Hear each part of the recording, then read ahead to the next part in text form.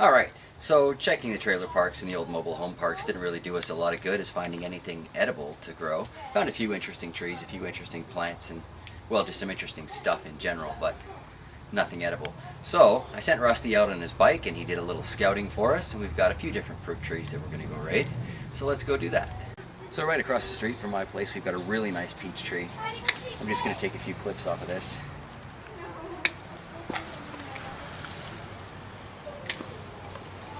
And hopefully one of these will work. Alright, just a few houses down the street from where we got the peach tree. There's a nice pear tree going here.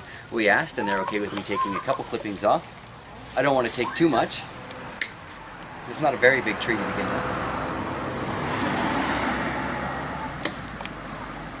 So I'll take these two bits that I would have pruned off if this was my tree anyway, and we'll move on.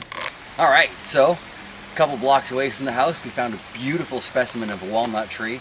Seems to be growing very healthy in this environment that we've got here in the valley. So I'm going to nick a couple of ends off of this and see if I can root a couple of walnuts too. Fruit and nuts, that was the point of the adventure.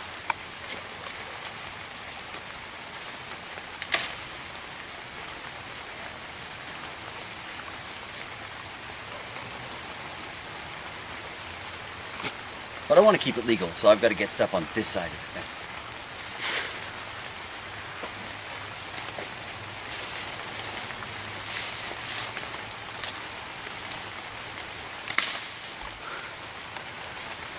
Moving on.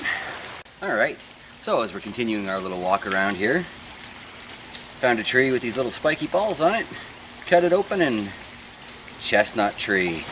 So I'm definitely going to have to grab myself a couple branches from this one.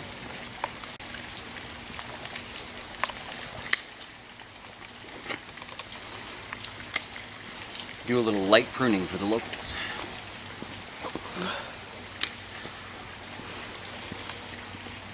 So, there's the leaf for our chestnut tree.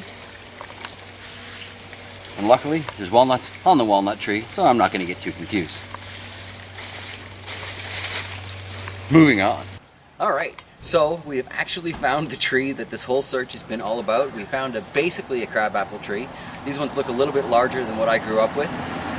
But that's good enough for me, Caesar, and the Praetorian Guard, so I'm grabbing some.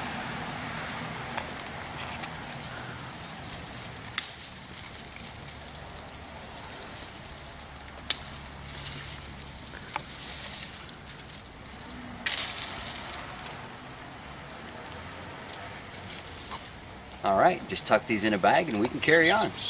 Okay, so what I found here I think is a Chinese plum cherry tree. We used to have these on my parents' yard growing up, and these things are delicious at two distinct stages in their life. Before they get fully ripe, they got a nice kind of a sour or bitter flavor to them. And once they do get really, really ripe, they're amazingly juicy and sweet. There's no fruit visible on this tree, but underneath it I found a rock with the skin of a Chinese plum cherry. So I'm definitely grabbing a few clippings from this.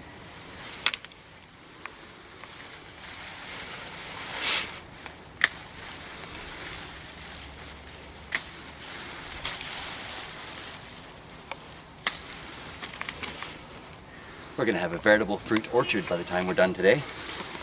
Let's keep going. Alright, we found another type of red plum here. It's not the miniature plums like the Chinese red plum cherry that we found earlier. My hands are getting pretty full, but variety is the spice of life.